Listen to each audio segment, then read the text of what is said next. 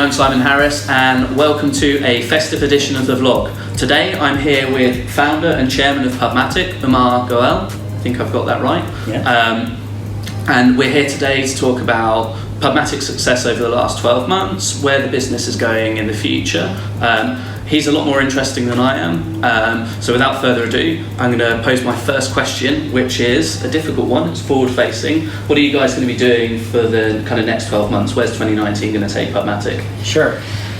Well, first off, let me just say thanks for having us on your vlog. I really appreciate it. I'm here in sunny London today. For a change. I heard last week there was not a day of sun. That's what I saw in the weather. But yeah, so it's been a pretty exciting year for us. There's obviously been a lot of change in the programmatic landscape over the last year. And so as we look out to 2019, I think some of our focuses are similar in the sense that we've always come from a kind of publisher focus, if you will, and so continuing to grow kind of our premium publisher base. I think with things like ads.txt and hopefully soon that's coming to mobile app. That's even more important now. And so we're excited about continuing to kind of grow our penetration and working with the largest kind of premium publishers. But another point I'll mention there is around mobile and video in particular. It's a big focus area for us, and something that we're investing a lot of resources in, from sales, but also from product engineering. Really, over investing in. We think in 2019 compared to where we have been in the past. I think another important focus area is really continuing to make the platform more and more efficient. Right. As we eliminated buy-side fees at the beginning of this year, and as we have focused on, as take rates have come down, we're looking at how do we make the platform more efficient for customers to use. How do we pass on those savings to publishers as well as buyers? How do we make it easier for our customer success folks to service customers well? So that's another big area. And then I think maybe the third area I'll mention is really around how do we help the ecosystem as a whole in terms of publishers and buyers, whether that's DSPs, but more than ever before, agencies and advertisers really help work together. We're seeing a lot of interest from agencies and advertisers about ways that SSPs can help them achieve their ROI goals, access inventory, and be real partners. That's a big change from a few years ago, where I think for a variety of reasons they didn't really care beyond the DSP. Yeah, I think that's fair. I think as the market's matured, agencies have realised they're kind of rationalising their supply chain and see real benefits in kind of working much closer with the scale players like yourselves and some of your competitors as well. I think to the point you guys made around marketplace quality, you very much right in the kind of top tier at the moment. Solid for ads.txt adoption rate's like one really good indicator of that, and you guys are sort of top of the kind of stack there. But so you've got a solid footing. So it's interesting to hear kind of the movement into mobile and video specifically, because that's obviously areas that are in high demand from most advertisers at the moment. And I think to the point that you made around ads.txt for mobile, like we see that from a buying perspective as a really important initiative, because there's lots of concerns around marketplace quality in that space at the moment. So I think it's positive, and I think 2019 will be everyone always talks about the year of mobile. I think that's been and gone, but I think it will be the year of more trustworthy and transparent mobile. Yeah, I agree. I think it's a good point about inventory quality. It's probably been, I think we've really doubled down over that in the last 18 months. We built a new department with a new head, a guy named Eric Bozzini, who joined us in the beginning of this year, who's really helped us a lot. And I think ads.txt is sort of necessary but not sufficient. I think is what we feel like. It probably gets you out of 80% of the bad situations, which is a very good start. And I think it has helped make the whole supply chain a lot more transparent. So, you're not depending on somebody saying, I do have a direct relationship with this publisher, when they not necessarily do, or, the publisher has that final word in controlling that file. But then I think, we've all seen with Eve and things like that from White Ops. I think there's still it's an ongoing kind of vigilance, you know, Cat and mouse, it's right? exactly it's a cat and mouse kind of game, and I think, you know, so it's something that we're very much staying on top of, and we've been trying to expose as much as we can to buyers about, hey, here's the different things that we're doing, and please provide your feedback, etc. Actually, a good point, and a good place to round off this particular question is you guys have great resources to marketplace quality on your website. So I'll link to that in the description below.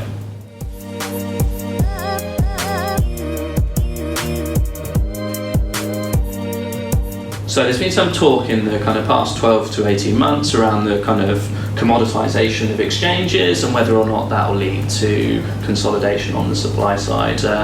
Is that a trend that you think is fair, something that you've observed? What's your take on it? Bollocks. When in Rome. You know, I mean, I think, look, I think it's fair to say, I mean, there has been some, you know, commoditization and sort of that open RTB pipe, if you will. I mean, with header bidding now, publishers have sort of multiple paths in for buyers to achieve that, that get access to that inventory and those users, consumers. So, I mean, at the same time, what I would say is that, you know, all paths are not created equal, you know. So what we find is that there's a lot of work that we put into how do we make sure that we are providing a clean pipe with all the parameters. And it sounds simple, but the reality is there's always things changing, and all of a sudden some change was made on the publisher side or the buyer or the integration type. So I think, you know, there's still a lot of heavy lifting that has to be ongoing done there. But maybe more importantly, I would say that I think that innovation is moving to kind of different types of things, right? So obviously mobile and video, there's less commoditization that's happened there. That's still kind of moving into programmatic. You know, I think also, as we were talking a little bit earlier, I mean, buyers are looking at new ways to access inventory. You know, we're looking at how do we improve ROI for buyers while also driving monetization for publishers. So I think that innovation is moving to different areas. But the core, you know, like you said, just providing, hey, we provide you programmatic monetization, that is more mature. I mean, it's been around 10-ish years now. And I think in like every industry, you know, what was new 10 years ago, it's not so new now, you know? No, that's fair. And on the second point around consolidation, you know, we were talking kind of off the record earlier around, you know, the number of exchanges that DSPs are integrating with falling. Do you see a lot of consolidation happening in 2019, or do you think that's a sort of medium and long-term thing? No, I think it's picking up speed. I mean, I don't think there'll be, you know, it'll all happen in 2019, but I think if you go back a couple years ago, it was, you know, a lot of DSP platforms would sort of say, hey, you know, one of their differentiating points to agencies was how much QPS they have or how many integration points they have, right? And I think now people are like, well, more is not necessarily better. 100%. And so, you know, I mean, if I were to just sort of make up some numbers, I would say, you know, 2 years ago, a lot of DSPs would say, oh, we've got 120. Or 150 different, you know, exchanges integrated. Some were even at like 250. It's like a Lumascape. Yeah, exactly. It was a Lumascape, you know, of different types and all this stuff. And now, you know, I would say that maybe they've gone down to maybe 75, you know? Yeah. And I think next year, by the end of next year, a bunch of folks will say, hey, we're down to 20, you know? Yeah. And that's not every platform. And I mean, this is sort of giving you some broad brushstrokes. We have seen some agencies say, hey, we only have 5 or 8 now that are on our, you know, focus list, is where we, you know, we focus on buying from those platforms unless we can't get something from one of those. And we've even seen some go down to like, you know, the majority of their spend is on 2 or 3 different, you know, SSPs or exchanges. Yeah, I think that's, it kind of stands to reason when you think that a few scaled players have lots and lots of publisher connections. So like, you know, I think you guys will be fine. I think OpenX will be fine. I think Index will be fine. I think Rubicon will be fine. I think ADX will definitely be fine. Yeah, exactly. But you know, outside of those players, I think there's going to be a lot of change, because as well for publishers, you know, managing the kind of multiple exchanges, especially if you're working with, you know, 10 or 15, which some publishers were historically, is incredibly difficult to do. So I think there'll be a cohort of large scale players who everyone knows already, Yeah. it will be fine. But I think some of the long tail will definitely be hit next year and maybe sort of 2020 as well. I mean, I think the management costs are high for everybody, you know. So for a publisher, it's, as you said, you know, creative controls or just all those relationships. For DSPs, it's integrations. For agencies and advertisers, it's also like, you know, a lot of them have codes of conduct now, or they want to make sure, hey, I'm getting certain kinds of data from you about, you know, whether it's publisher fees or understanding how you approach certain things. And if you have to go ask that question to 50 people and try to sort all that and understand it and then manage it, it's very difficult. Yeah, and oftentimes as well with the kind of longer tail, they might not be willing to discuss certain elements that you just mentioned there, exactly. which is another interesting dynamic. Right, let's move on to the next question.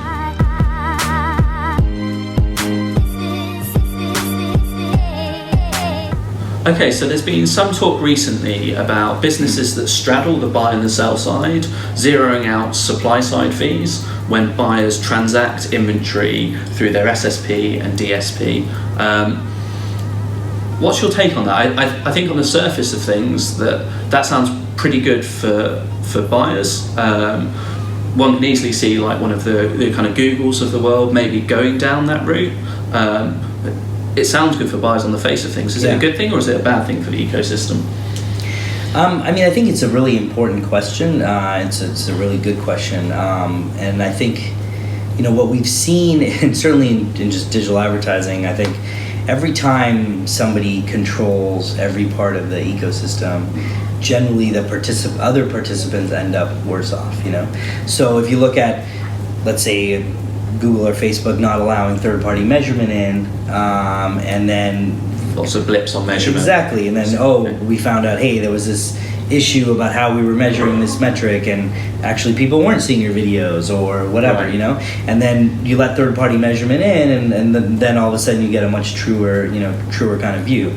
So I think that, you know, what we've seen is that when a DSP and an SSP are in the same company and there's a control, what we generally hear buyers say is that their ROI has gone down.